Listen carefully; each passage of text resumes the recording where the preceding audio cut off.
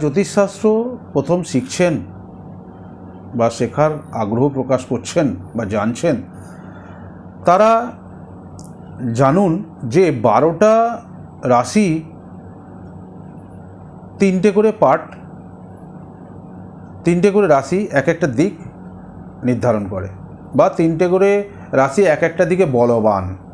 আগে বলেছি পূর্ব দিকটা, এখন বলছি পশ্চিম দিকটা। মিথুন, তুলা আর কুম্ভ, এই 3টে রাশি পশ্চিম দিকে বলবান বা পশ্চিম দিকটা ইন্ডিকেট করে।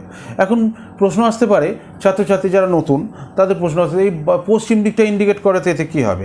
ধরুন কারোর বিবাহ হবে, কেউ এসে বলল যে বিবাহ আমার কোন দিকে হবে, কোন দিক থেকে যোগাযোগটা আসবে, বা কোন দিকের কুটুম্ব করব সেটা যদি একটু বলেন বা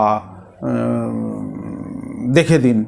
তখন দেখবেন সপ্তম ভাব মধ্যবিন্দু সবথেকের কাছের গ্রহ যে হবে, সে বিবাহকারক গ্রহ, সে কোন দিকে, সে যদি পশ্চিম দিকটা ইন্ডিকেট করে তাহলে বলবেন যে পশ্চিম দিক থেকে যোগাযোগ আসবে বা পশ্চিম দিকে যোগাযোগ করুন, তাড়াতাড়ি সুফল পাবেন বা তাড়াতাড়ি রেজাল্ট পাবেন।